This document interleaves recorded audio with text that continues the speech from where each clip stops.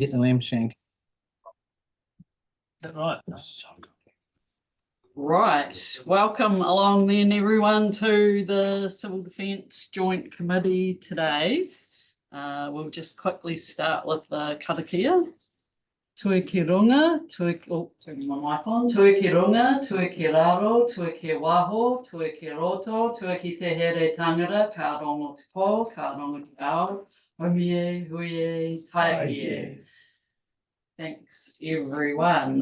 Yeah, just a reminder that when you're speaking in this chamber, you have to remember to press the right-handed button to turn the mic on, and we're recording, so we can put this up onto the website later on as well. So yep. Right, so we don't have any apologies, I don't think, today formally, but we have got some people that aren't here. Yep. If I could apologise for Murat, Yep, sure. he may be late, but he's not here. Yep, sure. Any other apologies that we haven't noted yet? Nope. Okay, then I'll move that we accept an apology for lateness from Mayor Radich. Somebody second that? Yep. Gary, all in favour? Aye. Against? Carried. Minutes are there from our last meeting. Anything arising there or corrections that need to be made? They look fine from my memory, Madam Chair. Right. Would you like to move them? Shall do. Yep. Anyone, did you want to comment on them? No? Just the name spelled incorrectly. Oh, no. Yes. Slight.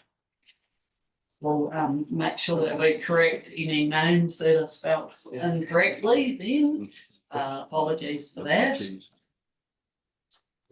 Second then with that alteration. I can second it. All in favour? Aye. Against? Carried. Thank you. We're on to our 4.1, which is manager's report. And Matt is there, ready to go on that one. What have we got there? I'll just let you run through anything that you feel is important to touch on, but yeah, probably taken as read as well. Sure, just a comment that, we are finally at full staffing. So the recent appointment into our admin coordinator support position, which is great. No action items currently outstanding. Some updated information, particularly on the NEMA review of reviews following the North Island severe weather events. And then obviously an update there as it relates to the Sir Jerry Matakarai report into the North Island severe weather event as well.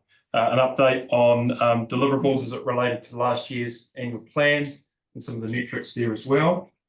But as we said, happy to take those as read and take any questions you have.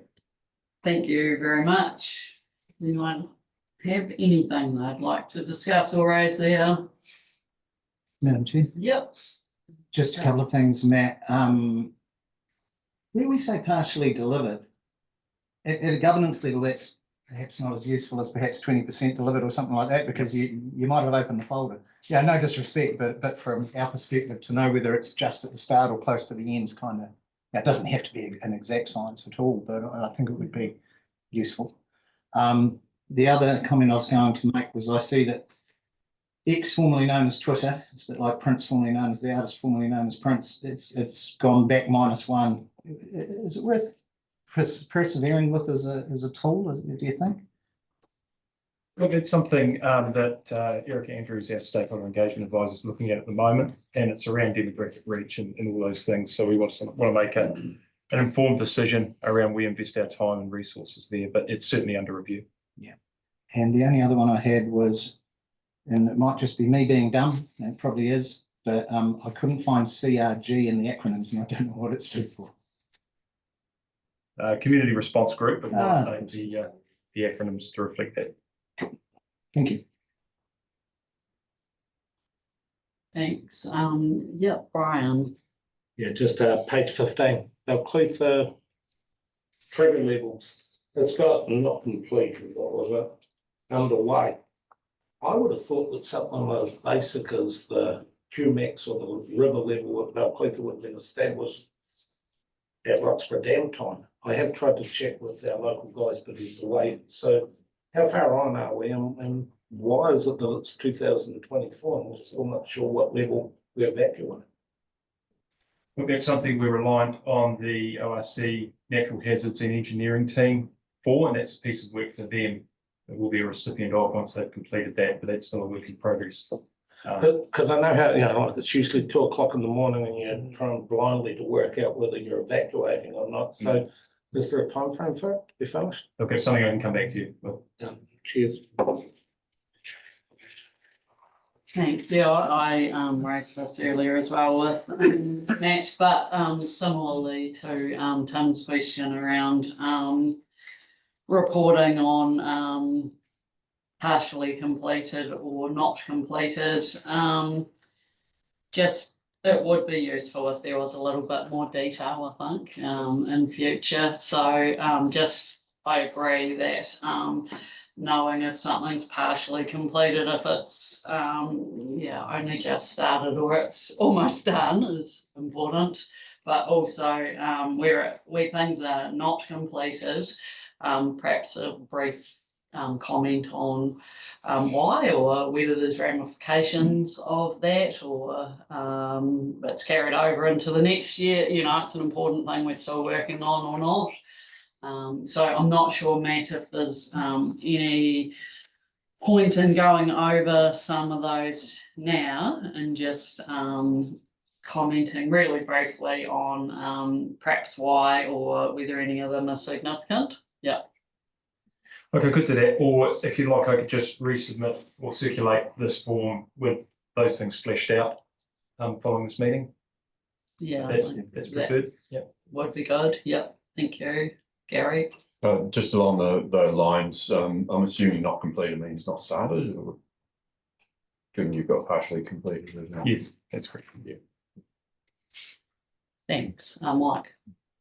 Madam Chair, we do have a much fuller report that Matt provides to the KEG. So, I'm not sure whether that could actually be circulated to the Joint Committee. I think that's probably a useful thing.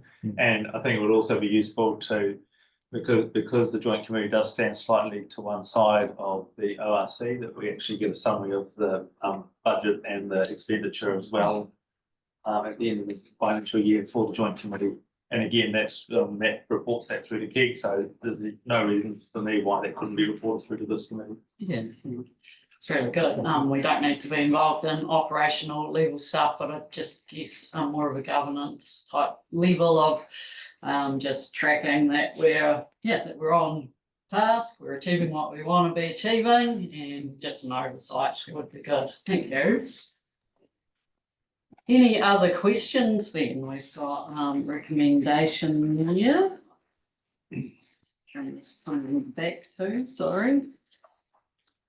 Yeah, you're moving that, receiving, yep. Somebody seconding that, yep, Tim, all in favour? Aye. Aye, against, carried. 4.2 is the Lifelines update. Mel Banks is the author of this one. Good afternoon, all. Can you hear me? We can, thank you. Thank you, Madam Chair. I'd like to give an update on the Otago Lifelines report on page 23 of the agenda. The main two items there, the Alpine Fault Magnitude 8 Priority Routes project. Just to add a bit more to that, if anyone would like access to the GIS platform, you can email me directly if you have a AGOL account, a ArcGIS online account, and I'll pass that on to the team and you'll be able to get access to that. Within that platform, they are still working on restoration times for 4-wheel drive vehicles and then 2-lane vehicles. That's being finalised by NZTA at the moment and will be fed into the platform once completed. The other big project is the Otago Vulnerability Assessment, which I have invited Jim Tetlow from Toa Consulting along to provide an overview and update of that project. It is currently out for its second review with feedback to close on Wednesday, the 11th September. with anticipation of the final report to be out either end of September, early October. Happy to take any questions on the report before I pass over to Jim. Any questions? Yep, Tom? Look, it's possibly a tenuously linked question, but under the foodstuffs, I see talk of New World and see talks of Starlink, and it reminded me, Mayor Het Stoltz from Tairāwhiti said during Gabriel, or after Gabriel, there was only one supermarket open, but it had no EFTPOS. Nobody had EFTPOS, so all the cash went in, and then they shut the doors to anyone who didn't have cash. So Starlink was used as a cash transfer. You know, the council transferred cash to Hack and Save as it was, and got the cash back in the community. Has that lesson been picked up somewhere in amongst it? Possibly isn't Lifelines, but it gave me an opening to ask that question, because she said that was one of the most difficult moments they had when the community ran out of money and there was all this stuff sitting there they couldn't access. If I could add what I may, we have engaged a lot with Foodstuffs, their emergency management team, and they're heavily working on their preparedness and preparation side of things. I believe Jim could possibly provide a bit more information on that, but yes, they're putting in generators and Starlinks and working on their capabilities for cash and cashless transactions. Thank you, Mel. Any other questions? No. And Thank you. I'll just pass you on to Jim Tedlow. brilliant, thank you. So, kia ora, ko Jim Tedlow Tukuinga, from Tor Consulting. So thank you for the opportunity today to run you through where we're at with the Lifelines Vulnerability and Independency Study. So I'm going to give you a pretty brief overview, and I'm happy to take any questions afterwards, and I might just build on some of that question there regarding sort of that preparations for should they not have access to EFTPOS and things, as we've been involved a little bit with the Reserve Bank of New Zealand around some of the things they're doing, but also with the supermarkets too. So we were engaged earlier this year to start the review of the process. So I'm just going to give a quick background to what the study is, an overview of what we've done, look at some of those interdependencies and the risk assessment, and then discuss some of the hotspots and pinch points and some of those recommendations for future work. So the background to this study is in 2014, the CDM Group engaged a contractor to develop an independent study. And really the purpose of that was to look at what are the lifelines within the regions, what are their vulnerabilities, and really who's reliant on who in order to provide services. And as you've just pointed out there, supermarkets are very reliant upon electricity supplies in order to utilize EFTPOS. When they don't have that, suddenly there's no ability to purchase goods unless they have a generator and backup Starlink for the connections, etc. So the initial study looked at some of those things. It looked at the fragility of the roading networks and wastewater, etc., etc. That was updated in 2018, and some additional things added in where changes have been made, or various organisations had invested in resilience within their infrastructure and assets. And then subsequently, we've conducted another update and review. So there's been obviously a lot of lessons learned over the past 6 years since the last review, and in particular, with some of those larger scale events, the Southland floods in 2020, 2020, the West Coast floods, particularly floods in the South Island as well around Canterbury, and obviously numerous other events such as the North Island severe weather events, and really a lot of lessons for Lifeline providers were learned through those, in addition to the ones that have been learned from previous events. And so a number of assets have been updated and have been their resilience increased over those past 6 years. So really this review didn't focus on trying to rewrite anything. It was really about updating the information and getting the most accurate we can around the status of the lifelines within the region, and an understanding of where those hotspots are, where we've got multiple things located in an area prone to flooding, for example, or where we've got pinch points, where we've got a particular asset, if it's lost, it could result in knock-on effects to numerous other aspects of life within the region. Within this review, we also included other sectors that weren't included before, and one of those was the financial sector. It's been seen through those previous events that this is a very significant part of enabling people now to get through events. Obviously, we're turning into a very much a cashless society. People tend not to carry as much cash as they do. They're reliant upon FPOS systems, and those are reliant on our lifeline networks being available, such as electricity and communication. So that's been really brought into the fold in this review, and also the fastest moving consumer goods. So those services such as, the supermarkets, looking at how they're impacted and the resilience within those as well. Within this, we also conducted a new risk assessment, utilising the Director's Guidelines for Risk Assessment produced by National Emergency Management Agency. And that was utilising these maximum credible event scenarios. So things like the Alpine Fault, that sort of scale of event for each type of hazard, to really look at what the impacts would be on the lifelines within the region, but also to look at those interdependencies. If one thing's lost, what are the knock-on effects to all those other services?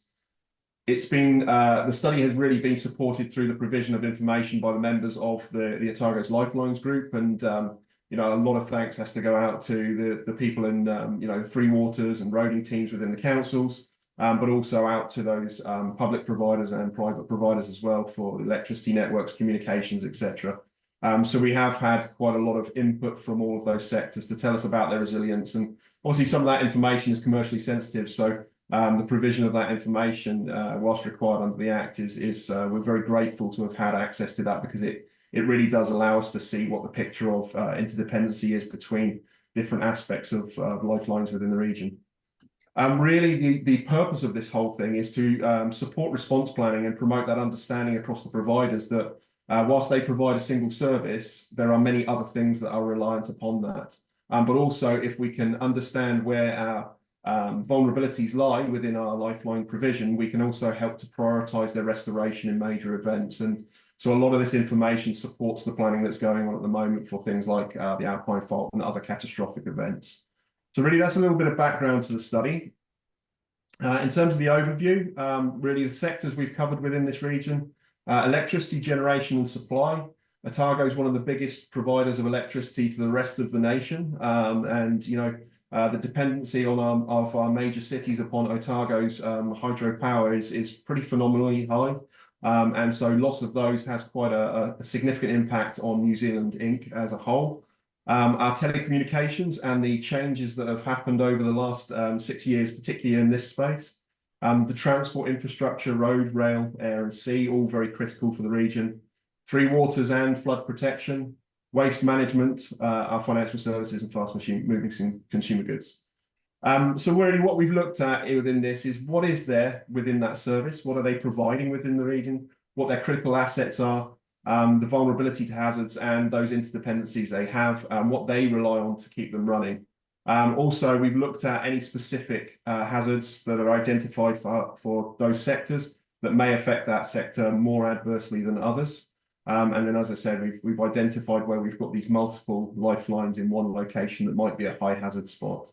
And then we've also, towards the end of the study, looked at those specific response requirements for lifelines. So we've engaged with the emergency services to see what they're reliant upon in order to provide their services, and what their sort of critical requirements are. So across police, fire, health, and really looking at how these lifelines support them, but also how the group supports the recovery and restoration of these services too. So it's really intended to be a document that supports that knowledge base when we're in that response and planning phase. So the lifeline interdependencies table, just note it's read from left to right. So the service that you're looking at, all the agencies that are interdependent, or the other lifeline providers that are interdependency on that service are across the top. So what that's gauged as is, number one is it's absolutely critical for their provision. So for example, electricity generation as a criticality, they require potable water for their operation. They require, the grid in order to put the power into. So there's all these things that they must have in order to be able to be delivered. And some things have a high criticality, other things not really critical, they can carry on. However, in restoration, where you can see some things have got an R next to them, this means that actually it's something that on a normal day-to-day basis, they don't need. But say, for example, restoration of the electricity grid, things like pylons, they need the roading network, but they might also need seaports and rail because of the size of the equipment that they're trying to bring in, which they maybe don't normally need on a BAU basis.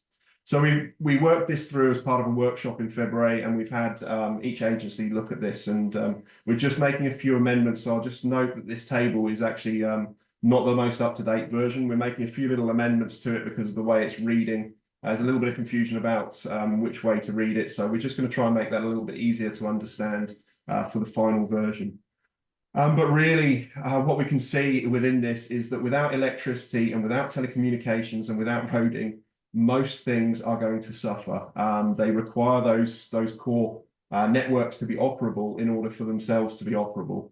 And so it's really, when we start looking at the interdependencies and restoration criteria, really, you know, electricity and telecommunications become absolutely critical. And the North Island sequence of events last year really showed that telecommunications and electricity can really alter the outcome of a response. The sooner we get those restored, the quicker we can tell the public what we need them to do, the quicker we can communicate amongst our different responding agencies, and really the quicker we can start getting people back to normal. And we saw that obviously with Hawke's Bay, with the loss of power for long periods of time, many people not knowing what was happening for several days, which caused a lot of difficulties in response. So we are starting to tease these out and what that means. And really the purpose of this is for each of those lifeline organisations to look more holistically in their provision of their service, to understand that they do have a knock-on effect on each other, and exactly who those are, and build those relationships now in readiness so that in response they know who they need to talk to, they know who they need to work with to prioritise. So in particular, you know, for electricity distribution networks, looking at who their key people are that they need to restore early before they start thinking about other areas. So there's a lot of value in understanding this and reviewing this on a regular basis as well.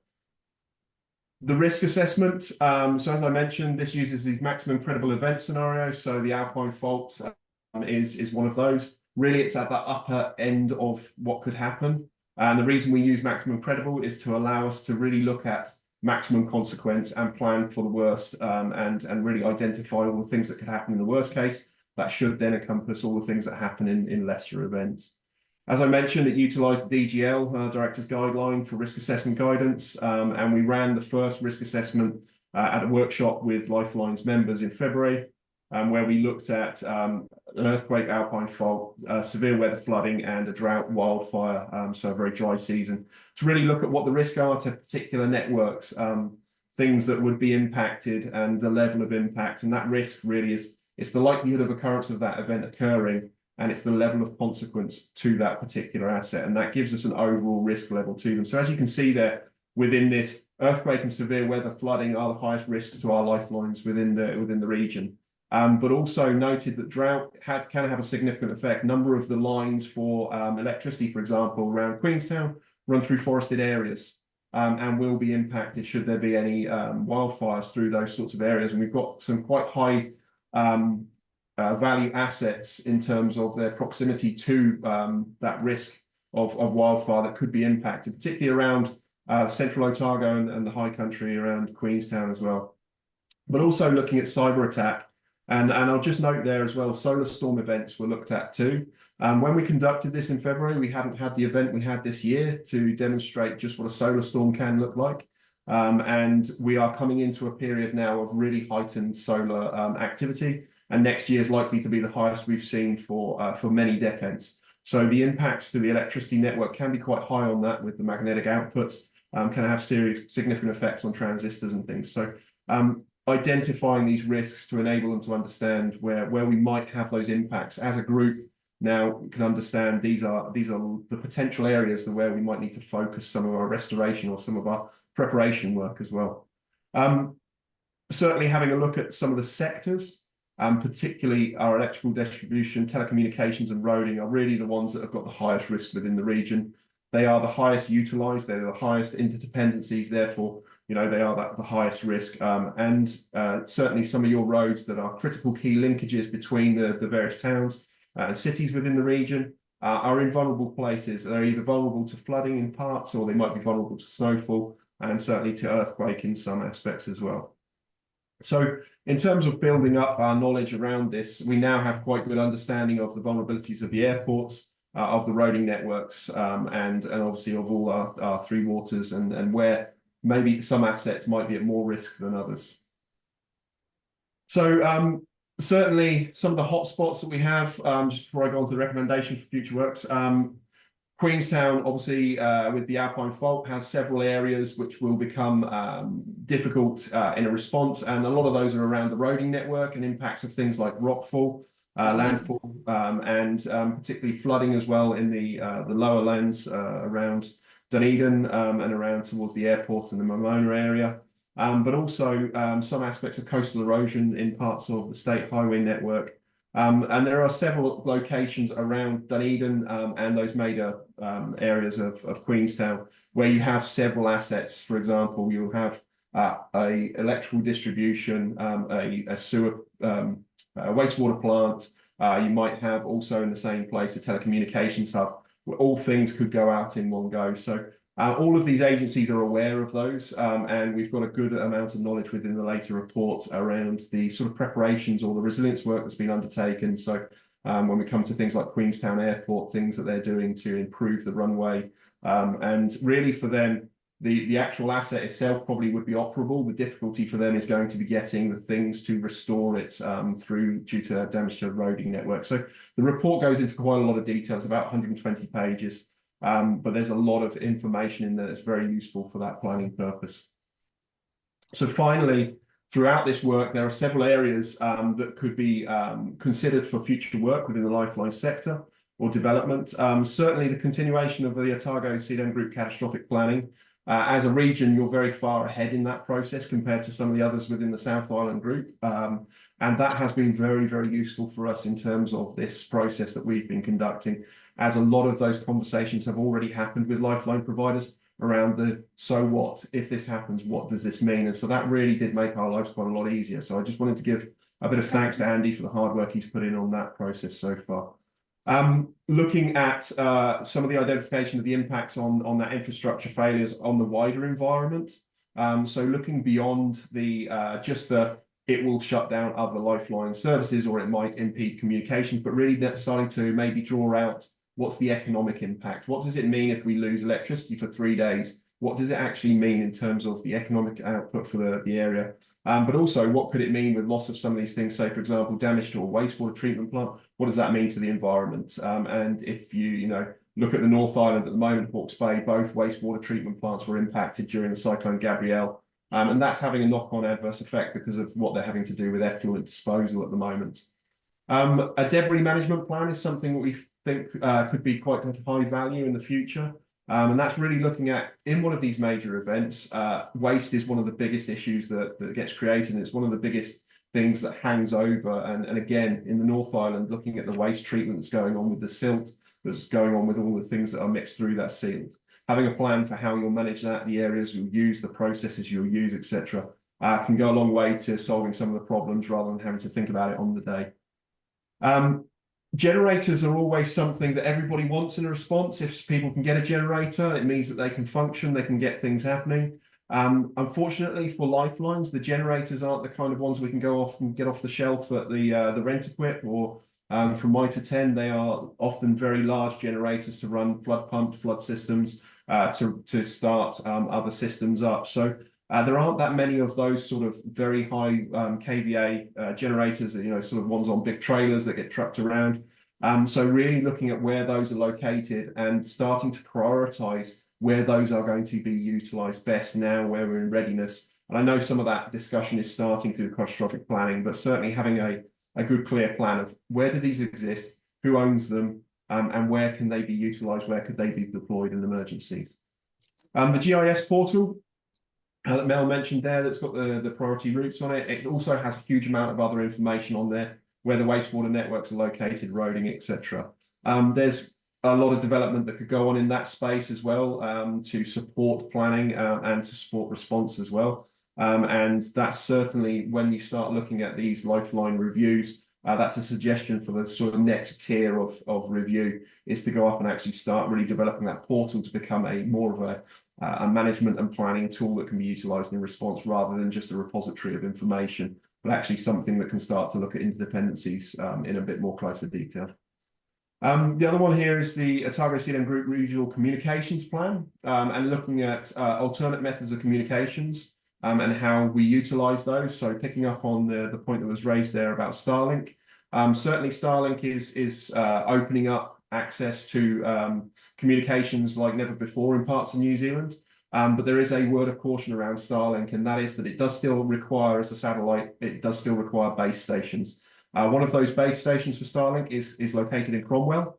And so loss of that base station will impact the ability of Starlink to operate. It does still require that base station to transfer to satellites and back to the receiving stations. So looking at what else is there, and the study has certainly looked at a number of the other providers within the region who are providing things like microwave networks, VHF networks, UHF networks, things that can be utilized that maybe don't require the same degree of infrastructure to support them, can be used as line to site. So really building out in the event of complete loss of communications, what do we actually have? And that, I think, looking at the lessons that come from the North Island severe weather events was a big thing that hampered the Hawke's Bay region. They didn't have the alternate communications really well mapped and really planned to understand what else they could use. And the other final one there really is about the Lifelines group conducting more training and exercising as a group and investing in things like understanding the coordinated incident management system. So when they're activating, they're aligned to exactly what's happening in the civil defence space, but also exercising together on a more regular basis to really tease out those interdependencies and start really calculating what the priorities are before these events happen, so that if they come across it again, they've got a good understanding of what they might need to do and only have to adapt slightly rather than having to make it all up from the very start. So it's a really brief overview of where we're at. As Mel mentioned, we're just waiting for feedback at the moment, and we've received some really some good feedback on the plan so far, and some good constructive things to increase within it. But that should be available really, I'm hoping by the end of this month, given the amount of feedback we're sitting on at the moment. So I'm happy to take any questions, and if anybody's got anything they want to ask.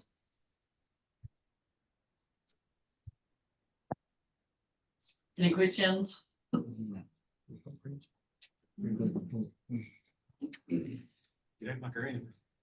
No?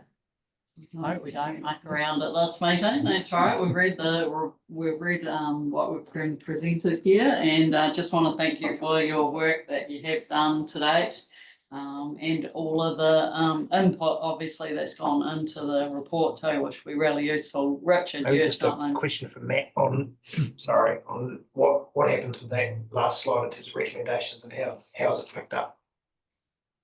So we'll take that back to the Lifelines group. Right. And that'll be agreed upon there. We will form a bit of an action plan and then feed back into this committee how that's tracking.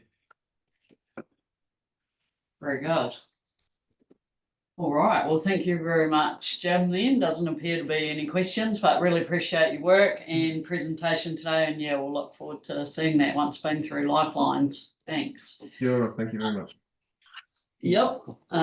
So yeah, there was minutes there as well, wasn't there, of Lifelines group attached. Don't know if there's anything we need to be talking about there. It's probably just for our awareness that that meeting occurred. Glenn, there's nothing we need to see there, no? I didn't see it. Good one, okay. So we're basically receiving the report and noting the updates then is our recommendations, and we want to move that. Yep, Glenn, seconded Gary, all in favour, aye, against, carried, brilliant. On to 4.3, community resilience update.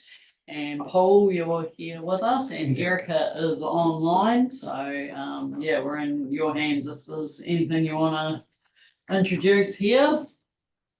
Yeah, thanks, Madam Chair. Good afternoon, everybody. We'll take the report as read, but there's just a couple of things I would like to update members on. The Emergency Management Otago website has now gone live. So we reviewed our website, we've updated content, we've made it hopefully a whole lot of a easier user experience. So that went live last week. The New Zealand earthquake drill and tsunami hikoi, that's scheduled, so New Zealand shakeout, that's scheduled for the 24th of October at 9:30. So there'll be some sort of activity in each of the districts. Our emergency management advisors will intend to work with either early childhood centres or schools. So you should see some activity come out of that.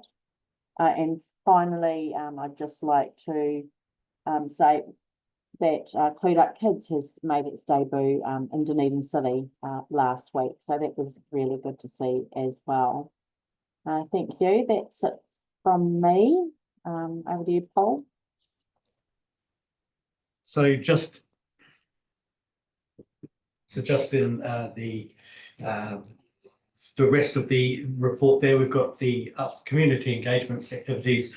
We're continuing to develop the tool for measuring and quantifying the activities which are happening across the region, and noting that there's been some changes since this report has come out. There's now 26 groups which are forming, there's 10 which are in training, and there's 13 in operational. So one less in operational. Again, that's just churn of people coming through, new people coming through, older members of different groups moving on, and of course they're having to retrain those people who are taking over.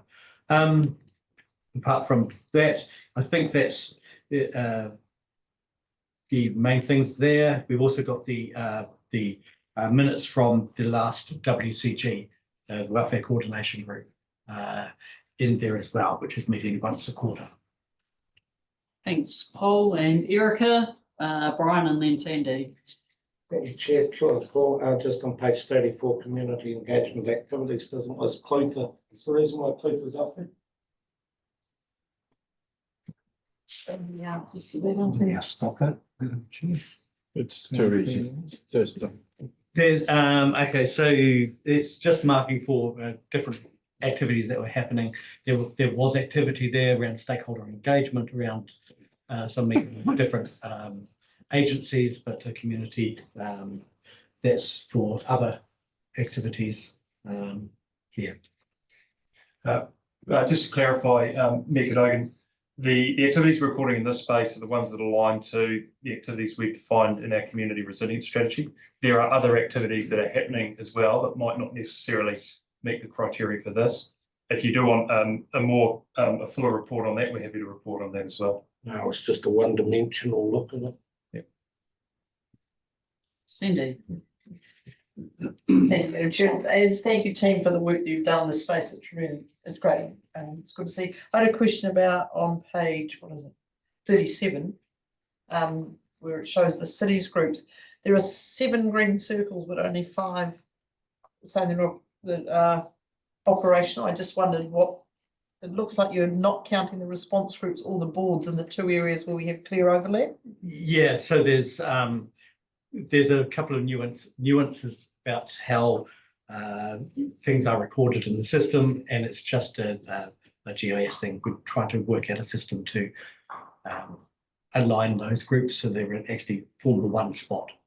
Right, but at the moment we have 2 separate and distinct groups in Mosgiel that are both operational, which does cause me headaches. But so are we counting them as 1 or 2 for this? That's one. Right. Okay. It's just for one reason or another that was reported as the meeting itself took place in 2 different places. But there are 2 groups. There's one group. There's the Mosgiel Tyre Community Board and there is the Mosgiel Tyre Community response group. Yeah. So that's 2 groups. I'm really interested. I would have thought by the count of the groups that I'm aware of that we have 7 who are active at the minute. Yeah, and certainly it's my understanding that the community response group is essentially an arm and answers directly to the community board there. Yeah. But there's always those community dynamics. Work in progress still then. Yeah. Tom. Thank you, Madam Chair. Page 39, bit disturbed to be mayor of an outfit that's got no operational groups, 2 in training, 4 formed, nothing formed around Alexandra Clyde, which is still, argues weekly with Cromwell, which is the bigger. It looks frighteningly light to me. What's going on? The team in Watoga are actively engaging with their communities, and they are actively doing training with these groups now, and we're going to be reporting on that slightly differently as well, future. But Probably, if I can add some further, yeah, we've had some challenges. We had a huge reliance to date, particularly on the neighbourhood support groups for Alex Clyde that's and for true. Cromwell as well, and those groups have since folded. folded. Thank So you. we've had some challenges where we've gone backwards a little bit with the. That gives me some comfort because that makes sense because they were fundamental and I've forgotten that. Thank you. Yeah, I know we had a little brief talk about the table and the graphics as well, but just if you could run us through the page 34 with all of those groups listed there, and then the status of being aware, connect, enabled or capable, and just how those groups relate to the other ones in the maps, because yeah, just some probably wouldn't end up being fully capable, or you wouldn't expect to hear just how they all fit together and what we're reporting here. So the page 34 is is more about the community engagement rather than the community response group engagement. So it's and trying to encourage awareness, connectedness, enabled communities, not necessarily response groups, but general communities, like having a talk with disability action groups about what they need to do to be prepared. It's not necessarily a response group activity, so it won't actually appear on that chart. Right, that's good. Another thing would be the several new versions of community resilience guides are now online, and it's probably just for me not knowing exactly what the process is there, but what kicks off a new one being done, and yeah, what's involved with that? So previously you would have seen those on the website in the form of our community response plans. We've since done a refresh of those because as a response plan per se, it didn't really fit that purpose. So the resilience guides as they sit are largely public education information materials. They describe local hazardscape and give some generic information across the various hazards types in terms of how the community can deal with those. So as we've worked through that refresh, we've tried to engage various community groups to receive their input as well, and where groups aren't formed, we've essentially taken best guess with the help of our natural hazards team at the regional council to publish these plans in an online forum so they can be fed back to when we get the opportunity to engage with them. Okay, okay. Any other questions? Is not to be, so we are receiving the report. I've moved that. Tim seconding, all in favour, aye, against, carried, thank you. Thanks. Right, sorry, we did have 4.3.1, didn't we, which I didn't specifically look at. Don't know if we need to. There was just a community coordination welfare group agenda, which was, yeah, attached, I guess. Yeah, so nothing particularly is there. No. Rightio, 4.4. Stakeholder engagement. And author is Erica. Would you like to run us through highlights of stakeholder engagement? Yeah, thanks, Madam Chair. I just want to, excuse me, excuse me, share my screen. Can you see that? Yep. Lovely, thank you. So good afternoon again. I just wanted to take the opportunity to run members through a couple of highlights from the Community Resilience Survey that Emergency Management Otago undertook back in April or May. You will find attached to your agenda for this meeting an overall resilience survey result, so Otago wide, but you will also find attached by district. just so you can have a look at, see how your own district's going.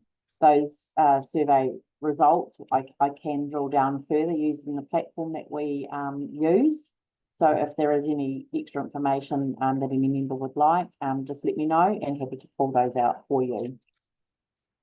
So just briefly, the resilience survey, we had three kind of questions that we were looking to have answered, and it was around understanding, the community's understanding of their awareness of the hazards and the potential for emergencies. We're really interested in understanding their preparedness levels as well, and what tools or what communication methods do they look to during an emergency. We had the survey open for around 3 weeks. We used 27 questions and targeted a total of 950 responses across Otago. That was 150 for the smaller districts and 350 in Dunedin. We also gave respondents the opportunity to enter the draw to win 1 of 5 family-sized grab and go bags. So here's the engagement by numbers. You'll see we had a significant rise in terms of engagement and responses to the survey. Total of just over 1,000 in 2022, and then more than doubled that for the survey in 2024, which I think is a really good testament to the work that our district teams are doing in supporting these sorts of surveys, so we can understand our community's resilience levels. Here's a couple of metrics. You'll see that people who have emergency supplies, that's increased slightly from last year. Those who have a household emergency plan, we've had quite a drop there. Now I'd like to temper that. There's some notes in the paper in front of you. There were a number of comments made that we need to review our plan because the children have left home as an example. And it's quite hard to work out how they actually answered that question. Did they say, yes, we have a plan, or no, we don't have a plan because we need to update it? So I'll definitely be reviewing the questions for the next survey, so we can get error in that question. And then also there's been a slight drop on those who intend to take further steps to prepare for an emergency. So the overall findings and the hazard awareness questions, the numbers in blue, the percentage in blue, they're taken from the NEMA, National Emergency Management Agency's 2023 Annual Preparedness Survey. And I thought it was just worthwhile throwing those results in there as well. Slightly different questions again, but similarities. So in terms of hazard awareness, we had quite a good percentage of people say that they had a good understanding of the hazards that may impact them. Throughout the survey that most people did take online, there was wee icons that they could hover over, and I set it up so it would direct them through to like the Otago Regional Council Hazards portal. So it was kind of an education tool as well for them throughout the survey. A large percentage of people think earthquake, followed by infrastructure and flood as their main hazards. Personal preparedness, we've briefly just gone over that. You see that those numbers are quite low, but again, it's just something that we can look at in the next 12 months on how we improve that. And also, like I say, ask some better questions next time. In terms of information channels, 86% of respondents expect to receive emergency information via an emergency mobile alert, and 71% by radio. Just less than half view the Emergency Management Otago's Facebook page, and again, but less than that, our website for emergency information. I just thought I'd put on a couple of key findings per district. So Central Otago and Queenstown Lakes, clearly identified earthquakes as their main hazard, which is really good to see. AF8 is talked a lot about in those areas, so it was really good, that they've acknowledged that. The residents, Clutha and Dunedin City, had the highest number of residents who are prepared for 3 to 7 days. Dunedin City and Waitaki had the lowest number of people who knew where a community emergency hub was, so 64 and 60% respectively. And just, I thought it was interesting, around 36% of Central Otago residents would expect to get information from Otago Gets Ready. So that's a tool that we use for alerting purposes as well, that people can sign up to, compared to around 12% in Clutha. However, there is a much higher percentage of people in the Clutha district that would like to receive their information through the Intino app. And finally, a couple of key takeaways that throughout the survey, it became very clear that cost and complacency continue to be key barriers to address, an increase in that preparedness activity. Preparedness information doesn't seem to be actively sought out. People have a whole lot going on in their lives. Everyone's busy. There's potentially a whole lot of things going on, mortgages, jobs, all of that sort of stuff that we all deal with. So that kind of highlights the need for maybe some targeted awareness campaigns. There's common information channels used throughout the region. So things like, radio, social media, etc. People look to those during an emergency. And the other thing I thought that was worth highlighting was people have an alternate place to go if evacuated. So there was a question around, where would you go if you had to leave your home? And a lot of people, clearly ticked the box of going to friends or family or finding themselves their own accommodation, which helps us as we plan for response. We don't want to have what we might have, but it's good to know with our limited resources that people understand that they should go to friends and families first. So that is that. I'll just stop sharing my screen. So thank you. That's all I have, and I'm happy to take any questions from anybody. Mike. Thanks, Erica. Perhaps a question, or perhaps two questions or a comment. The first one is whether we have any sort of statistics which compare Otago to the balance of New Zealand. So I'm not sure whether this forms part of a national type of survey, whether we've got any comparative data to know whether we're any better or worse than any other region, and if not, whether there's any plans by CDM generally to look at more widespread surveying. So that's my first question. Yep. So we're bound to be better than other regions, Mike. No, I'm just joking a little bit there. Look, all I can say is I know a number of groups around the country do run surveys, as do NEMA, and there's I suspect that there isn't much alignment with the questions, but there will be along the themes. So I don't know if that answers your question or not. Well, probably does, and I suppose it points to me to the opportunity to do some, across the country, to do some more standardised testing, so there is a slightly more generic picture of preparedness. And my other question comment, and you probably went there when you said that we were better prepared than everybody else, and that is, we often we talk about formalised preparedness, but there's a lot of informal preparedness, and one normally thinks about rural communities. And I think about our Makarora community or the community at Glenorchy. They may not have lots of formal kits, but they're communities that are actually naturally more self-reliant and have a higher level of preparedness than we sometimes associate with a formal question about, have you got a kit? Have you got 7 litres of water? Well, I've got a lake next door to me. I don't need 7 litres of water. And I don't know whether we actually explore some of that, or whether you take any of that sort of natural preparedness into account. Yeah, thanks. Good. Another good question. We do. So most of those questions had opportunities for people to make comments on, and we saw a lot of that come through in the survey that we may not have a formal household plan as an example.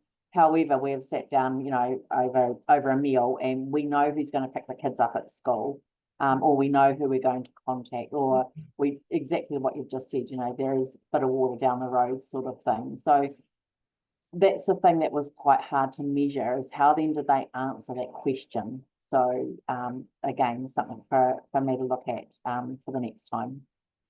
Yeah, thanks, Eric, because I think that's a really important part of it. I think, there is a lot of I think about our district, and we can look at communities that are actually very well prepared, or individuals. I mean, there's a lot of people who tramp, hike, do all sorts of crazy stuff, and they've actually probably got a lot of stuff in the bottom of the shed that can let them survive for 3 or 7 days quite happily. And it's probably teasing out some of that natural levelness of awareness as well, to be quite useful as I suppose, as part of developing a picture of the region. Thanks. Yeah, absolutely. And I think just finally, we talk about this kind of five steps, for people to start thinking about getting prepared, knowing their hazards, having a plan, whether it is an informal or a formal one, knowing where their emergency supplies are, keeping connected, and that's what's just kind of triggered me to say this, is that if you don't have something, your neighbour might, so and then also staying informed. Where will you find information? So those are kind of some 5 steps that we try and bring to the awareness of the public. Right, thank you. Thank you. Thanks, Erica. Tom? Kia ora, Erica. I think I've mentioned this before. When I look at where people get their emergency information from in Central Otago, the Central app isn't there, and Radio Central isn't there. And anecdotally, I know back during COVID, they were the go-tos. We haven't, touch wood, had an emergency since. I'm wondering if they're not there because they weren't in the survey. I did the survey myself, and I think I might have mentioned it at the time, but I just want to double check because we don't want to ignore them when things go wrong, because they absolutely will be a go-to for people. Yeah, I suppose we didn't identify every single individual radio station, but I'd like to reassure you that during a disaster, all the radio stations and all those other media, like the apps, they will receive the information to be able to share with our communities. I'm just horrified to see that Brian FM, 13% of the people are going to go to Brian FM, which has no announcers. Maybe that might be the 13% we can afford to lose. Anyway, so long as that's noted. But noted, yeah. Thank you. Being sarcastic, Nicola. What happens as a result of the survey? So what does it trigger? How is it useful? Yeah, thank you. What I think, and we haven't quite landed on it as yet, is that we do a focused campaign on lifting maybe people's planning. So that stat that we've just talked about, that really low household plan, we could do a focused campaign across Otago, but we haven't quite worked through that as yet. I think that's the only way that we can lift it. Thank you. Any other questions? Okay, well, yeah, that was a fantastic result with a huge amount of respondents there anyway. So, yeah, there's real opportunity by the looks of it through doing these surveys, and whether or not we expand and encourage national surveys, I think that's really important. And also, yeah, making sure that we get value out of having done this, because yeah, the over 2,000 responses is very statistically significant, I'd imagine, for a response out of community. So that's great to see. Yeah, just making sure that we capitalise on that. Sounds like you got some good plans there. So yeah, recommendation is simply receiving the report. Somebody care to move that? Gary's leaping at the chance and Tim's seconding it. All in favour? Aye.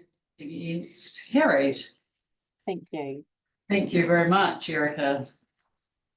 4.5 is training and capability update. John is joining us for that one, and yeah, welcome along. How are we going? Thanks, Madam Chair. Yeah, thank you. Afternoon, everyone. Look, I'm happy to take the report as read, and probably just a follow-up with that would be just around where it's sitting currently around some of our annual report deliverables and of delivering the training capability strategy and framework and our workforce development. Sort of 3 key KPIs with a focus is one is looking at the formalised evaluation of our training process, and that's something that we're about to look at very shortly. In other words, to look at the value added that we're gaining from our training. Then also to, in order to land the training capability strategy operational plan across all 6 districts, we've now got people going through the new training pathway process in all 6 districts now, so it's started to be landed. And the idea of that is it's going to give us far more consistency and with our capability within our TA workforce. And the third important KPI is around participating in or leading at least one multi-agency exercise per year to help with that training capability. In actual fact, we're running 6 multi-agency exercise opportunities across all the 6 TA districts between now and between middle of September and the end of November. We've also participated in the National Rewhenua exercise earlier this year, as well as the Regional FENS exercise participated in that. So we are getting across quite a large group of the SETA workforce and with those training opportunities. So I'm happy to take any questions. Thank you very much. Are there any questions? Possibly not, by the looks of it. So yeah, well done on keeping up with the training and capability, and we can see the pyramid there across the region as well. And improvements all the time as well, which is good to see. Any questions at all? No. Recommendation is receiving and accepting this report. Brian's very keen to do that. Yeah. And I can see Gary's also very keen to second. Yeah. So we'll put that all in favour, aye, against, carried. Thank you very much, John. We're on to finance update. Yep. So you've received that and you can see where we're at. Any highlights there that or changes or anything you wanted to point out, Matt? No, it's probably just the one change or update in relation to table 1 as it relates to ORC staff training. Just updating the group that will no longer be funded out of the target rate. That's funded out of general rates from the Regional Council now. So that'll be something that will come out of this finance report from here forward. I will also note that the Regional Council is updating its financial software tools at the moment, so I can't actually give you a report on expenditure year to date. As soon as those tools are up and running, I'll be able to report hopefully by the next meeting. Yep. So no, that's fine, but I think probably everyone's pretty happy with the tables there. I guess. Yeah. Gretchen, my mic's been on all the time, my apologies. Yeah, typing. Oh, sorry. Yeah, sorry, they've been That's fine. taking notes as well. Under the executive summary, it says income for the year's got a slight variance of, and then it says minus 19,535, but that minus I don't think should be there. But that's just the rates income. The other income came from that Tertiary Education Commission, which was not budgeted, so 57 grand. So one presumes that's a one-off fortunate piece of income. So the numbers aren't perhaps tracking as comfortably as they look if you think that that's that one-off income that isn't going to be there next year when we're still, in terms of income, quite a bit behind budget. So I'm just noting that. It's not a criticism, it is what it is, but as a governance group, I think we need to be aware that we had a wee lotto win there perhaps and we can't expect to have that again. I presume, I have no idea what the Tertiary Education Commission is and how we got money from them, but I'm not going to give it back. So the TIC fund is something that we have access to every year. Oh. We've got about 80,000 there that's assigned to Otago. And we can actually charge our time back in delivering courses to council staff and receive reimbursements for that. Again, it is assessed every year, so we can't rely on it as a in terms of a long-term plan income stream, but it's something we certainly account for from year to year, and it has been confirmed for this year. Of note, that funding is available to us based on a calendar year rather than financial year as well. So if I may, Yep. shouldn't, if we get it every year, shouldn't it have been something put in the budget, an expectation of what we might get? It depends on the balance we use, because we do use external training providers as well and fund them. And we won't necessarily receive an income that relates to that, because it goes directly to the training service provider rather than coming to us as an intermediary. So it's difficult to us, and it's based on an assessment of need in terms of training as we assess that during the year as well. So it is difficult to sort of quantify at the start of the year. Cool, thank you. No questions? Yep. Oh, yeah. Yeah, sorry, Oh, yeah. the purchase just pointed out to me, and I've noted it myself, but I didn't want to say it because I was saying too much. The brackets seem around the wrong way. Normally brackets means negatives. Not always though. That's just what I've got used to. And what Gary's got used to. Okay. I mean, They're once you got they're used to all it. the opposite way, so it works. Yeah, it works out in the end, but Positive, negative. I'll look at our finance system because I've just copied it verbatim straight out of our finance system. So I'll go back to the accountant and have a check. Yep, thank you. Don't think there's a recommendation printed on that one, but it probably is just to note the financial report, yeah. So we'll note the financial report as the recommendation. I can move that. Somebody can second that, Tim. All in favour? Aye. Aye. Against, carried. Thank you. We're up to NEMA. Yeah.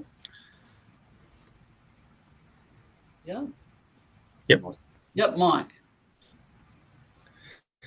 Kia ora koutou. Great to be back in the room, even though it is virtually. I'm in the bowels of the Auckland Policy Office today. I've got my update there, and I will talk to that if I may. The first thing I'd like to, not to all of it, not to all of it. The two things that you can't see me? We can't see you, but we can hear you really well, and we're happy to. Okay, let's run with that. It saves my videos working. I mean, not seeing me is not necessarily a bad thing, but anyway, let's carry on. The things that I'd like to talk about in the update, space weather, and it was heartening to hear Jim Tetlow talking about that. I don't know how much engagement you've had as a joint committee or as a coordinating executive group on it, but rest assured, it is a thing. It is a thing insofar as we've had them before. The last one was in 1876. It was called the Carrington Event. No one in this room was there, obviously. I don't know. Yeah, I was going to say, I was going to make a quip about Michael Teelan might have been a little boy then, but that aside, 2025 will see a solar maxima.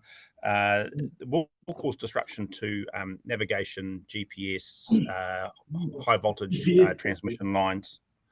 So, and NEMA will be the lead agency. Now, this is trickling down into the groups, and what we're seeing in the groups is Lifeline's group starting to engage at a regional level on this. So that was why it's heartening to see Jim Tetlow's acknowledgement of that. So kind of watch that space. The other thing that's happening, DPMC's review on the North Island severe weather event is going to Cabinet at the end of September. A number of recommendations, which I think, Matt, you might have signalled in that engagement that you've had through the SIG and that sort of thing. Yeah, great. So that will land. It will inevitably result in some changes within NEMA, particularly around our structure. So kind of watch that space. But it will also, I think, result in some changes at a system and possibly at a sector level. So changes are coming.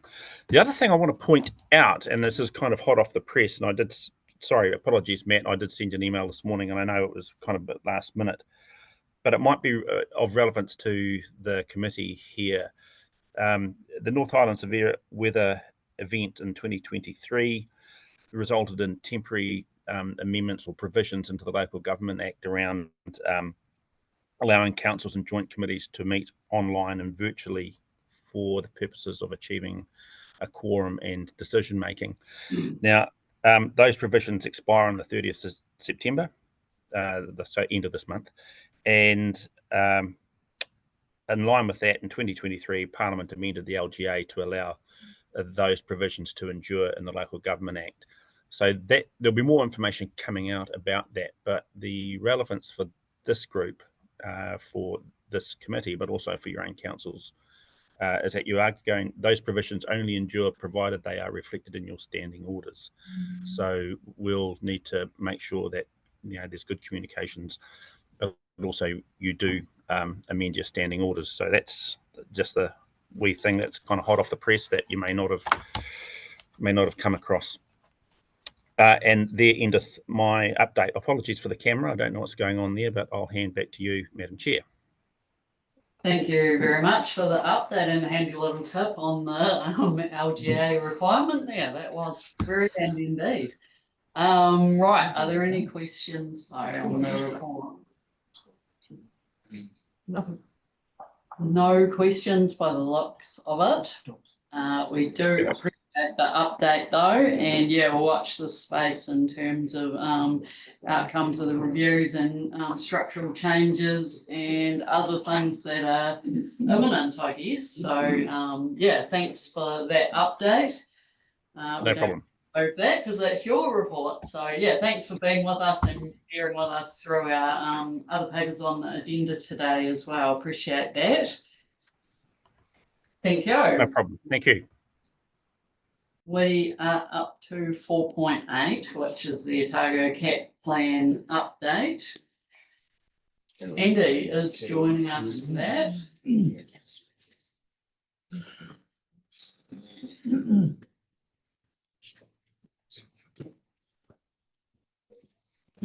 Kia ora everyone, I'm Andy Watkins. I've been working on a catastrophic plan, that is to say, a plan for a catastrophic, a bad plan, for the last few months. So I'm going to share it with you today. This is out in draft, came out as a large Word document last week. This is the journey that's going to take us another few months to get to a consolidated plan following all the appropriate feedback from our partners and agencies, from our territorial authorities, emergency services, etc. So what I propose to do is run through it and then recommend it to this committee. First of all, a word on planning. I'm well aware of the limitations of planning. And it's clear to me that despite the excellent science of the Safer Framework project, despite Jim's really good vulnerability study and our own intelligence work, following sector best practice, we conducted the hazard and environmental analysis at regional and each of the district levels. So we think we have a good understanding of the situation. But of course, such a complex and overwhelming, massive, unheard of, life-shattering event such as an alpine fall, we're fairly confident we don't know all the answers. So we think we understand about 80% of the parameters of the problem. And what I'm presenting to you is the beginning of an 80% solution. What that clearly means on the day is that we have to rapidly gain information, turn it into actionable intelligence, and act upon it. We need to make sure our operational mechanisms can pivot quickly to the actual conditions on the day, both at district level and in the regional level. This plan is written primarily for the Group Emergency Coordination Centre. But of course it will impact and needs to be nested with district plans with our partners in Southland and Canterbury, and also at the national level with the developing national CAT plan that'll be executed under a national controller at the NCMC in the event of. So we're going to cover all of Otago. That clearly includes the bits of Upper Waitaki that are not in Otago, but we are responsible for the emergency management provisions for. And as we'll see, that's kind of important, particularly up in Omarama and Lake Ohau. The situation is laid out in the safer framework. You've probably all seen this slide before. Some excellent science, gives us a really sound understanding of the threat. We're basing our likely response on the maximum credible event scenario painted by the project, which concludes that there's about 75% probability of a large earthquake in the next 50 years. So that assessment was made 3 years ago. So we're 47 years away from this life-changing event, or we're not. This could equally happen next week. So there's an operational imperative to get on with the planning and make sure the provisions of the plan are agreed and understood and executable. So based on our analysis, we've taken this model from Safer Framework and we've looked at what it means for Otago. So large 8.2 event along the spine of the Southern Alps with the impact there, the magnitude there measured on the Richter scale, but the impact in terms of shaking effect measured on the modified Mercalli scale, and clearly that diminishes to the east and to the south as you get away from the alpine areas, to the extent that shaking is down to about 4 in the Heights of Dunedin and the majority of Southland. Typically, a modified Mercalli intensity of about 6 will create damage to unstructured masonry buildings. So, as you'll see in a minute, we are looking at the potential for impact on the buildings, the old buildings of the CBDs of the likes of Dunedin, maybe Port Chalmers, maybe Oamaru. Looking at that model there, you can see a couple of circles pictured. These indicate the areas which we assess will be isolated by numerous road closures. The Crown Range will separate Queenstown from Wanaka. The impact on the Devil's Staircase, the Carrow Gorge, Dunstan Gorge, the Lindis Pass, the State Highway 8 near Roxburgh, etc., will create essentially 3 Otagos. So we're looking at 3 operational pockets, small one in Queenstown, slightly larger one, Wanaka and Cromwell, so bits of central taken as an operational entity with perhaps decisions being made about the likes of Cromwell and Tarras and Bendigo in Wanaka. So that needs to be worked through. And then the rest of Otago linking up with Cancer Ridge to the north, Southland south. Question mark over the Timaru. The shaking effect is based on the sediments over the geological surface there. So the impact in Timaru is going to be great. And that will impact on State Highway 1 Road and main rail line. And that impacts on our distribution. Most of those fast-moving consumer goods that get delivered to distribution centres in Dunedin today come along that route from Christchurch. So questions about that in due course. So if there's no question on that, we've gone a stage further and looked at the most likely scenario. This is a doctrinal way of looking at the problem. So we see those effects there. Yes, fatalities and injuries, many of them serious. Most of them centred on Queenstown and Wanaka, pockets, but some along the coast. Potential for that. Isolated pockets, and even pockets of isolation within those circles, if you like. So we confidently expect Glenorchy to be cut off from Queenstown, Makarora from Wanaka, Gibson from everywhere, and indeed some other isolated pockets that we can predict at this stage with a degree of certainty. If this happens midwinter during the day, we've got 15,000 plus in the seafields, including the ones in Waitaki district, to consider. If this happens on a summer's day, then we've got about 2,000 people peak season up the route and thousands of people in the dock huts and the pathways up in that alpine region. You would also have thousands of people on our bike trail. The bike trails as well. Thank you for that. And thousands of people on a cruise ship. And we have considered that. Yeah, thank you. Yeah. Not on the lake though. The, Christian. Depends, I guess.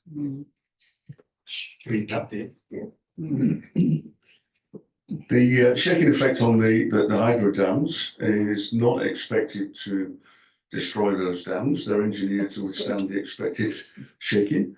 But the anticipated effect on the electrical infrastructure is such that we will lose power to the national grid, and that will go for hours, potentially days. Thinking about all the electrical infrastructure around Clyde and Roxburgh in particular. So that will impact coastal areas. So the shaking impact in Dunedin isn't that great, but it is quite long. It's unusually long, 2 to 4 minutes shaking at repeated intervals, because after an 8.2, the scientists tell us in the next 7 days there's going to be another 2 magnitude 7 plus, another 26 plus, and 200 plus, 5 plus earthquakes. So that's a large, that's 36 a day. That's 1 every hour, 40 minutes of a magnitude 5 plus for the next 7 days. So that will continue to disrupt all the repair work that's underway on the electrical network, and the impact that has on telecommunications is significant, as we heard from Jim. The impact on fuel distribution and therefore our ability to repair the roads. It's all interconnected. Government services is going to be overwhelmed. Health services, emergency services, etc., etc. The population will be in shock and will remain in shock for a considerable time. We do, however, think that the emergency system management system will be functional. We've got sound business continuity to make sure the ECC is up and running in Stafford Street, starting back up some other provisions. We also think that might be the case with the other EOCs, and obviously we've spent the next few months talking about this to making sure that we do have business continuity plans so we can establish our coordinated response. Most likely, what's most likely look like for Queenstown? Probably something like that. Working with our colleagues in Queenstown, taking into account vulnerability studies and safer framework, we can zoom in and see that there's a massive issue with power straight away. There's a real risk that Queenstown may be without power for 2 to 3 weeks. Wholly depends on that single power transmission line from Cromwell to Frampton 8. 128 pylons, 15 repair kits. If any of those pylons at the Nevis Bluff are damaged, even now BAU is a 3-month repair time out of China. So even with the ability of crews to use what's left of the roading system to access those repair sites, there's still massive issues for Queenstown on the power front. You couldn't even call that a risk, could you? I mean, it's going to go. But they don't know that for certain. They can't. Yeah, okay. Well, they won't get off the fence and tell us that anyway. So we've got to hedge that. That number of pylons, it would seem unlikely that it would survive. Yeah, I do stress there's a degree of ambiguity with all these assessments and figures. We simply don't know for certain. You know how like bridges are out, power's out, everything's out. So for Queenstown, for something to get done, if the airport runway is okay, can an airport run without power, communication, everything? Planes sort of just get in and get out, or is the power going to stop? That is the lifeline. Yeah, the runway at Queenstown will need to be surveyed, but the likelihood is that it will be operational, and that the rest of the airport services are such that it will be operational within 3 days, or at least by day 3. The biggest issue at Queenstown Airport is the availability of air traffic control staff, all of whom live in lifestyle blocks in places like Gippsland, and we might have to conduct a prelim operation by air that we conduct to actually get those key people into where they're needed. So the airspace stuff. There's a couple of opportunities here. Looking at the shaking effect, we think the road approaches to Alex from Dunedin. There's 3 options. We think at least one of them will be serviceable, and we think the road option from Dunedin to Kingston will be serviceable as well. Again, they require survey. That's part of the NZTA immediate response plan. But that affords an opportunity using the vessels available on Lake Wakatipu, particularly a large landing craft, 60-ton capability that belongs to Cecil Peak. So we've made some provisions for that to be available on the evening of day 2 at Kingston for us to service Queenstown with the appropriate goods from the beginning of day 3. More to follow on that. The most dangerous scenario is just a magnitude worse. It's kind of based on a north to south eruption, which has a greater impact on the national grid and impact services in Dunedin. So that erodes our ability to conduct a coordinated response. And some questions whether we'll be fully functional or not. Fuel distribution is going to be an issue, and that has the impact to damage the fuel node in Dunedin itself. Mike just has a question.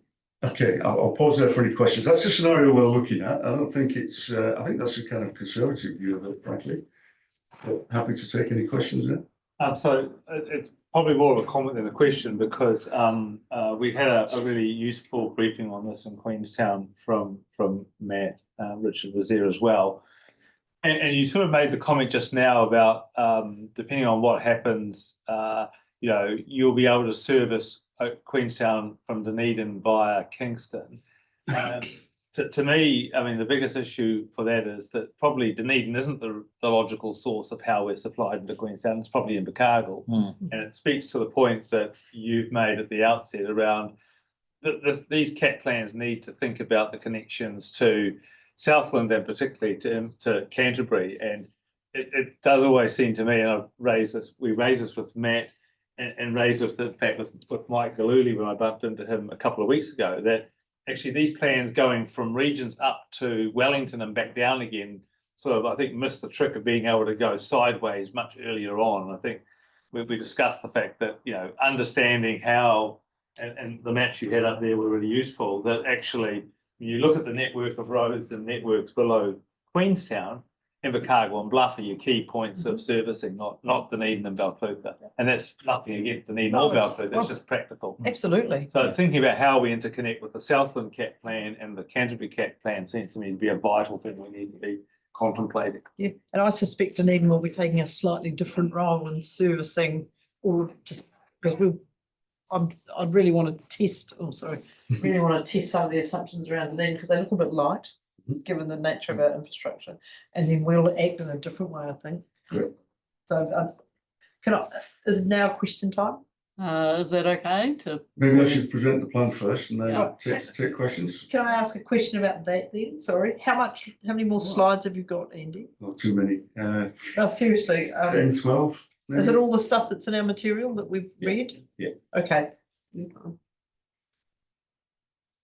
Rightio, yeah, if You we want can me to just move go through right quickly? quickly then, Just speed up. and then, yeah, we'll have Okay. questions, thanks. So what's the essential element of our response? So as the draft is laid out, our mission is to coordinate regionally and nationally enabled, locally delivered, community-focused response. The intent is as shown. And the scheme of manoeuvre sees as much a wise use of the preliminary time available. Could be a week, it could be 47 years. When this event occurs, it's important that we swing in quickly, and our response is pre-ordered, people understand their task, it's premised on limited telecommunications, potentially no power. So people need to know what they're about for the first 24, 48 hours. We then swing into a 4-phase response and ending several months later in a sequel operation, a recovery period, which is going to last inevitably for years and actually change the way this region is. Breaking it down, I think we have an opportunity now to use that time wisely. We're mandated as an EM organisation to understand the risk. Well, we do that. I'm very confident of the work we've done to understand the risk. We don't have any financial mechanisms to reduce that risk, and this is where we work with our partners. There's a bunch of measures there that we advocate for and would love to socialise and discuss over the next few months. What we certainly can do is develop resilience. You've had a brief on that already, and that's institutional as well as societal resilience. And we can increase our readiness. We are increasing our readiness. We've got a draft plan for the first time to socialise. We're working with the districts to develop their district versions of a CAT plan. We can take those other measures there, including potentially the forward stocking of the material that's going to be desperately needed by desperate people on the first night, particularly in places like Queenstown and Monica, but not excluding those isolated communities that we can predict. So maybe Glenorchy and Mackerrory and Gibson in particular, noting that they are quite resilient. The point was made earlier. So that's a discussion we need to have with the TAs and our partners. Immediate response looks like this. We're going to activate our response procedure. We expect a state of national emergency within hours, certainly 24 hours. We'll execute our PIN plan, get on the front foot with public messaging, and then we start to gain information. So already socialised through NEMA with NZDF is a share of the satellite and the military fixed wing air reconnaissance capability coming out of the North Island. And we have arrangements with our own helicopter providers, Heli Otago in particular, out of Mosgiel, who know which targets we want them to cover in the first few hours, triggered by the event, not by a telephone call from us. We know by the second day we have to move key staff and key teams into place. Again, we'll use Heli Otago and other Otago aviation assets, helicopter companies, to be able to do that, to set up an air assembly area at Alexandra Aerodrome, and to set up an enduring logistics base at Kingston. This is the type of information that the group controller will be desperate for, so we've anticipated that, and we've taken some measures to develop the appropriate products that will help generate that intelligence within 12 hours or so. That graphic there shows the key communities that will be impacted in blue, the ski fields in green, including the Waitaki ones, and critical infrastructure shown in those red boxes, those named areas of interest, prioritised according to our anticipated response objectives. NEI 01 Devil Staircase is the key part of terrain that we need to know about. So this is an example of a target pack that we've socialised through NEMA and into NZDF. So that's the first 2 days. What about the rest of that first week? We continue to move key staff, and then we conduct the two things that are going to make a difference: a mass relief operation and evacuation operations. So a mass relief operation looks like this: by air from Mosgiel into an assembly area in Alex, which is also serviced by road, and then a hub and spoke helicopter operation into those isolated pockets of need based on our impact assessment. Where's the greatest need? How can we get the goods and services required there? If it's the Wanaka pocket and alpine areas, it's going to be by helicopter until the roads are fixed. And if it's Queenstown, it's going to primarily be through that landing craft shown bottom left, which is a 60-ton landing craft, can operate in Kingston 3 hours up to Queenstown. So we see that running a milk run twice a day with all the goods and services required. The immediate need we anticipate is shelter, and the figures we're talking about, potentially 20,000 people. It could be double that peak season, but a planning figure of 20,000 people without shelter on that first night in Queenstown, and probably another 20,000 in the Wanaka-Cromwell bubble. The important thing is we can get those helicopters delivering goods and services by day 3, and we can get the landing craft moving by the morning of day 3. We're planning evacuation operations. Mike's there. NEMA, the planning team at NEMA already know this. I think the evacuation of 20,000 mainly foreign national visitors from Queenstown needs to be a national objective. It's too complex for us to arrange aircraft out of the North Island and indeed East Coast Australia. That's a national job. Happy to discuss that later, Mike. Regionally, we can help ourselves. We can use the vessels available on Lake Wakatipu to evacuate something like 2,500 to 5,000 visitors, and that shows the evacuation chain from Queenstown to Kingston. Will be received, will be put on, loaded onto buses, and taken to a place of safety. Where's the place of safety? Yeah, it could be directly to the airport in Cargill. Option 2 is Dunedin Airport, or indeed those people just trying to get back to Cromwell can be dealt with in a recovery centre in Knockclutha and assisted according to their needs. So that's the type of operation we're planning to conduct from the ECC in Stafford Street. Phase 3, after week 2, for the first few months or so, looks a bit like this. We've conducted a third evacuation operation by road once those 2 critical roads are open. We've got 2 critical routes here. We're calling him MSR main supplier of Shelton to the south, State Highway 6 double staircase to Kingston and beyond. The points were made to Invercargill. And from Wanaka, well, rather to Wanaka from Canterbury, is main supplier of Canterbury through that key logistic node of Marama. Gives us an option of the Waitaki Valley as well by this stage. So we're 2 or 3 months in at this stage. Those roads you can see top right are still closed. The repair time for Carrow Gorge and Dunstan Gorge and the Hurst Pass is 3 to 6 months, and they will not be prioritised by NZJ or by us. And finally, phase 4 is after the first few months. Here we're thinking about the anticipated conditions to be able to transition to an enduring recovery operation. Hurst Pass is still closed. The other routes probably open by month 3 or 4 or 5 or 6. But what we're starting to look at is increased use of coastal shipping and a good use of the East Coast Rail Line and the restoration of all those roads. In fact, from Christchurch distribution centres where the National Assembly area will be established, the main logistics base to support the entire Alpine Fault response. And then we want to see the reinstatement of the distribution network used by the fast-moving consumer good companies. And that actually is from Christchurch to Dunedin and then to Invercargill. They're as much reliant on State Highway 1 in Timaru as we are in Invercargill. So their ability to support Queenstown in the initial stages will be exhausted after the first couple of weeks when all the supermarkets in Invercargill run dry. And then enduring recovery process, which is going to last years under whatever bespoke national recovery framework is put in place at this point. In support of this concept of operations, we have a number of support plans. They're all in that document. They're all at a stage where we can have a conversation about them and work out if they're optimised or not. So I think, Madam Chair, that will probably do. Happy to take any questions.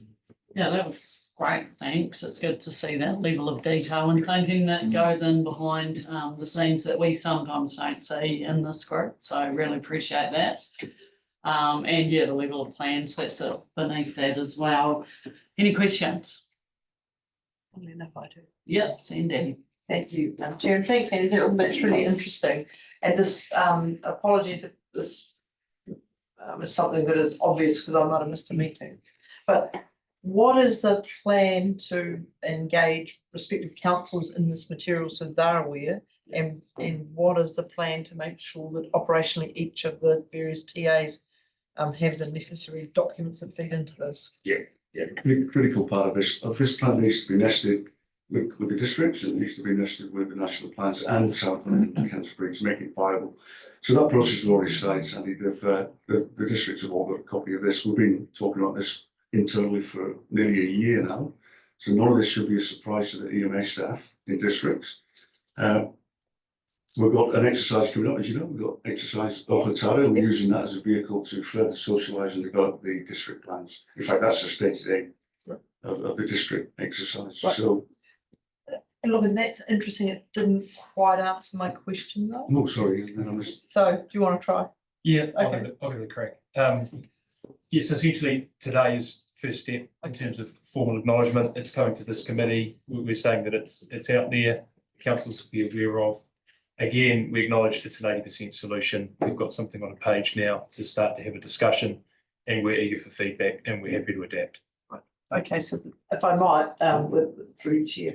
So that's great. So what is the mechanism whereby you put this to our governors and for them to consider? Because there'll be a high degree of interest in this, and then to ensure that, you know, my ops staff who will be responding to this rather than just my EMO support staff are aware of it and understand how it fits into our plan.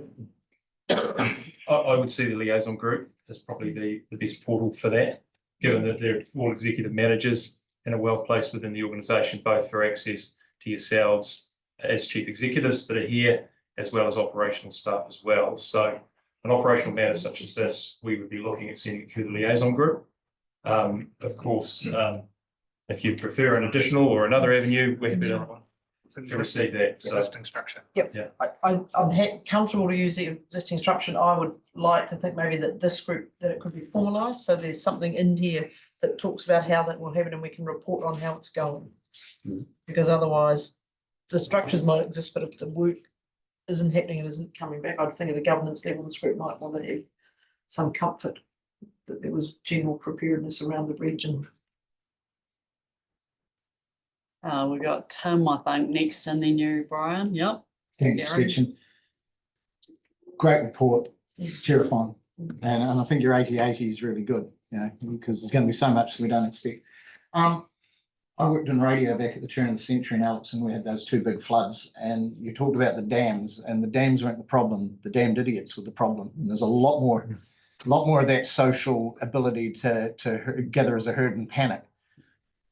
Not necessarily with the dams, but with everything else. When you have, how are you going to control the misinformation that's going to lead to the human problem that can come afterwards? Is there a plan in amongst this? Because we can put our comms out and say, here's what we're doing, but what about as from a mayor's perspective, one of the biggest problems I'm going to have is, no, I heard such and such. What's the Raid on the countdown or something. Yeah, that kind of, you know, let's storm the petrol station. Yeah, so look, I mean, you'll see as a part of the supporting plans, there's public information management. We have a defined plan for that. Interestingly, we had a workshop this morning with ORC councillors, and part of that was reaffirming the role of elected folk in these events, particularly in BAU, as a key portal for information and two-way information as well. So I don't think there's any silver bullet in this space. I think it's a number of avenues, a number of channels in terms of communication, and a heavy reliance on particularly the likes of the community boards, councillors, elected folk as well, to assist in that space. I'm probably authorising, but I suspect I'm not if it gets bad enough. When that doesn't work, what is the backup plan? When you have 8 police officers in Alexandra who are all out trying to save people's lives and the run happens on the supermarket? I can remember, it sounds silly, but the fire brigade were called out one time to hose down some rioters. Remember that? That would have went well. Yeah, no, I mean, have you gone to that level? Because is that part of the? And look, those are conversations we've had with police. Great. And particularly how we support police to get additional staff into places that they can't ordinarily get into by themselves. So there's probably, we can make a brief comment around an exercise we've got coming up in a couple of months around the use of that landing craft, and actually police and emergency services are attending at that to see how they could utilise it, particularly for getting into Queenstown. But it's broader considerations throughout the whole region around how they deliver their BAU service, and particularly in terms of police maintaining law and order, is something they've got the legislative mandate and they're required to do. Yeah, again, it's logistics though, and Christchurch, I remember well, we'll all remember how quickly the army was deployed because they had to be. But they had Burnham right there. So those choppers that are coming in, are they bringing the cavalry quite literally, or has that been thought through? Well, look, as best we can. I mean, it's these things are all flagged, and you've seen now. We know, and our approach, and again, we are communicating this far and wide in terms of NEMA.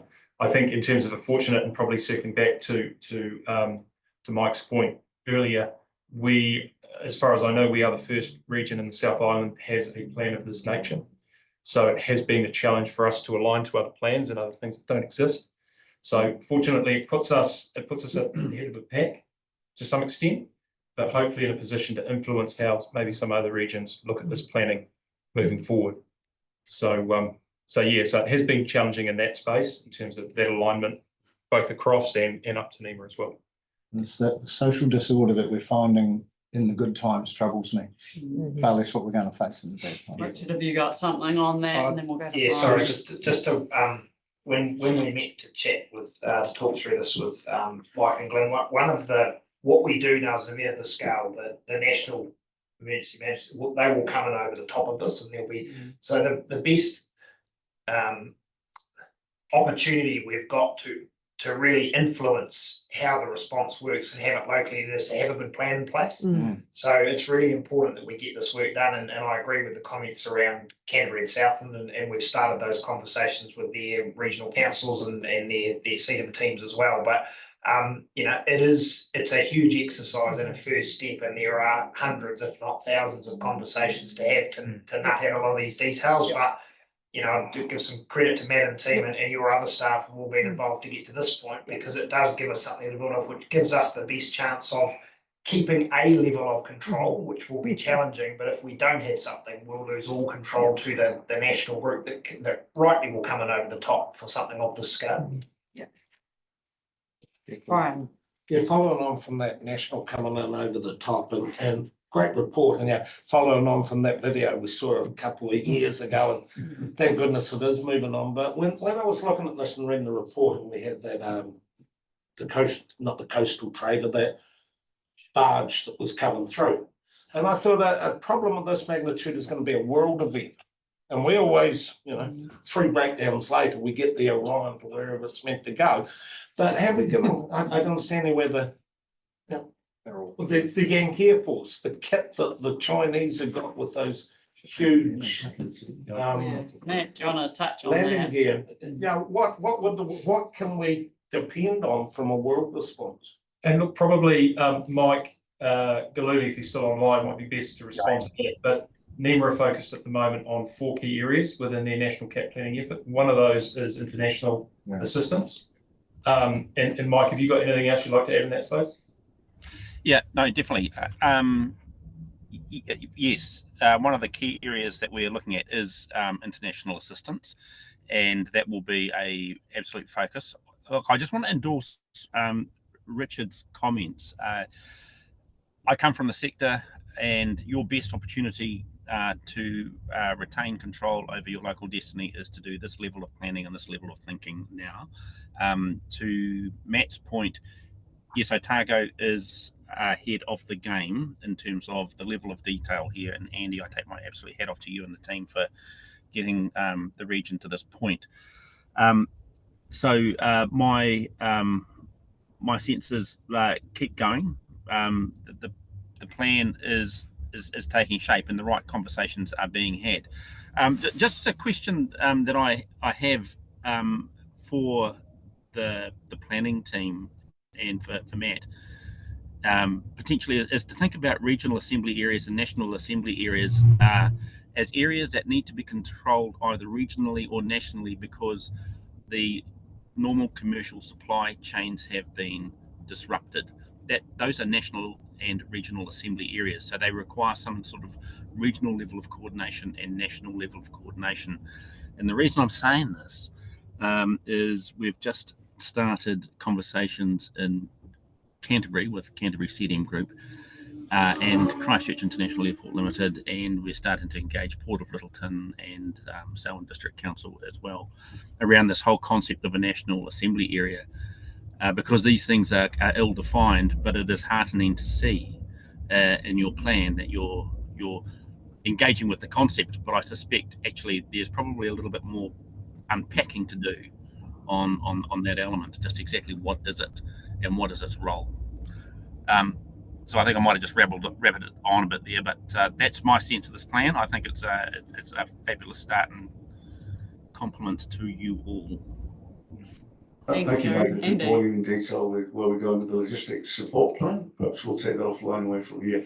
We've got a distribution centre earmarked based on the foodstuffs distribution centre at Midland Street in Dunedin, next to the Edgar Centre, where we can accommodate the additional teams that will be required.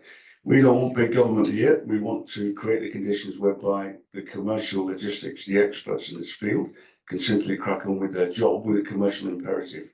That will be their kind of motivation. But yeah, we've got some of those details I can share with you, Mike. Thanks, Andy. Yeah, that'd be good to take that offline, just conscious of time for everyone as well. But who did I say next? We got Gary waiting, and then we've got Glenn, I think, unless you need to get away, Glenn. No, go stuck in.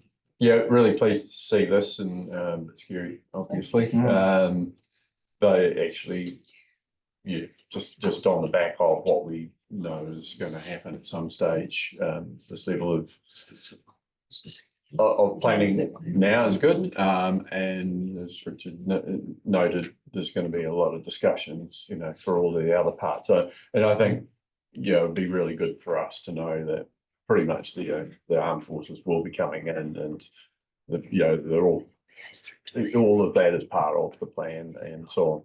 Just on the public information management, do we have a timeframe of when we want to get to that point so that we can actually start telling people there is a plan and not necessarily all the detail of the plan, but there is a plan? Following a top in February. Yes, at this stage, we'd be looking at, once we've socialised it fully, and particularly with councils as well, we'd be looking at probably middle of next year. Yeah. Clem. Thank you, Chair. Chadwick. Yep. Right, so So I just want to first say, well done, Andy, because I know during the whole year there was friction. You could pick that up Still is. quite easily through our meetings through Lifeline. So well done on that. I also want to say well done when we came and you talked to with Mike and I, and we did raise the whole Southland Canterbury interconnection. It's really pleasing to know that you've actually started engaging in those conversations. The one thing we did raise when we were discussing was, it's just been touched on by Gary and Tim, is the political engagement now. So councillors and mayors understand what their role is during that during the emergency. Because I think if we get that right now, at the back end during recovery will be a lot easier.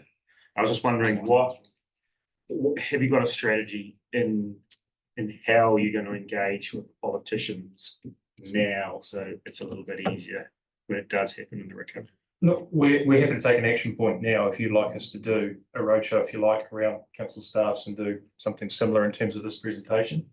We're happy to do that as a starter. Or if it's a workshop or whatever you would like, we're happy to support that process. But again, we'd be open to your direction there. I think maybe if we liaise through the CEs and just arrange the best format for each council, and we'll just do that directly with a view to doing it when and how suits your organisation's best. Yeah, because the reason I bring that up, I think you got feedback from Mike's staff that the experience through the Christchurch earthquakes, there's a little bit of animosity and still resentment amongst that political So we can take that as an action and work out the best way to do it and how soon. And thank you. Mike. Thanks, Madam Chair. Just wanted to make a bit of a comment, and I fully understand the idea of wanting to retain sort of local ownership of an event like this. And I'm sure I don't pick up from Richard and Andy that this is sort of aimed at keeping national government away, because at the scale of this event, we're going to need national government. I mean, I think the key thing is we've got a plan that's reasonable and sensible and implementable. And Mike Gluley will remember, as I do, the fact that in Canterbury we both needed the national government to come in, but we, as Glenn has pointed out, saw a lot of friction about how the national government came in. And I think the key thing is actually this plan working up with, particularly, with the other regions and with Seedham and Wellington, about having an agreed plan to happen. Because I think, Gary, as you rightly pointed out, in Canterbury, not only do we have the New Zealand Army came in, we had overseas forces immediately, and it was repeated in Kaikoura as well. So anything of this scale, particularly in an area like Queenstown, will have a big international focus. So we need to find a way to engage those other external parties effectively, and having a good plan that recognises that and actually provides a pathway for them to come in and provide the right level of support. And dare I say leadership, because actually we're going to, even if we don't want their leadership, we're going to need their money. Yep. We're going to find a way to make that happen. Yep. Absolutely. That's right. Gary, you had just very quickly, we're talking about our politicians and so forth in our communities, and I'm just thinking more specifically around our runaka. What's the level of information there? Should they have some of the similar presentations that we might have at our Yeah, absolutely. And we'll be engaging with Jamie's team at Ngāi Tahu, as well as the Runaka as well. So absolutely. That's good. And yeah, obviously you've got a big exercise coming up as well soon. So that hopefully would that be a chance to as well engage with nationally as well teams. So Yeah, so we've Yeah. sent invitations out to Mike's colleagues, some of the arenas there across all of the exercise we've got happening through mid-September through to November. And again, all of these exercises are focused on this Alpine Fold event. In terms of where we're looking at in the continuum of the event, we're looking at a day 5 scenario with information built to support those exercises across that. So it's a very different exercise this year from what we've normally done. It's usually being focused on sort of that initial action piece, but we're very much trying to flesh out with all the councils around how things will look in that sort of day 5 area as we look to sort of establish a sustained response. So we certainly hope to take a number of learnings out of that, and that'll be a good opportunity to socialise with operational teams within councils as well. yeah, obviously test the draft and it'll be a working document as well along the road. But yeah, I thought that was a fantastic presentation, and also our council having a workshop this morning as well where we saw this plan, a similar presentation, and looked at AF8 again, and yeah, and then from there what a declaration looks like, which we've done together as well, and what might be involved for governance in an emergency, especially when you've got a lot of newer councillors who may not have ever experienced something like that before. So yeah, encourage other councils as well to have a think about what format suits them and be involved. But yeah, I certainly found it really, really valuable. So thanks for all the work you're doing in this space. It's fantastic, and yeah, we're in a really good space, obviously, and compared, well, not that we want to compare ourselves with others, but we do really. So well done for all your hard work. We really appreciate it. Really good. Yeah, Terrifying. so we have got some recommendations there, which is receiving the report and noting the first draft. Yep, moved by Tim and seconded by Gary, all in favour, aye, against carried. Which brings us to the end. I think the next meeting is going to be on Thursday, the 12th of December, I understand, so we'll be looking forward to that one. And yeah, I'm just going to give a karakia before we leave. Kia tau te rangi Mārie ki runga i ngā iwi o te ao. Kia ora, thanks everyone. Thank you. Can I just grab everyone before we leave, just before the meeting started? Sorry, this is Ollie's. Few disparaging comments have just come through, so the media's contacted us from our esteemed yes. leader in Invercargill. Was everyone else been getting it? Yeah. Yeah. So can we, from a target point of view, go Oh, sorry, We're we'll just just make recording. sure we're not, yeah, Recording at the moment. we are recording, I thought we yeah, were we'll safe. quickly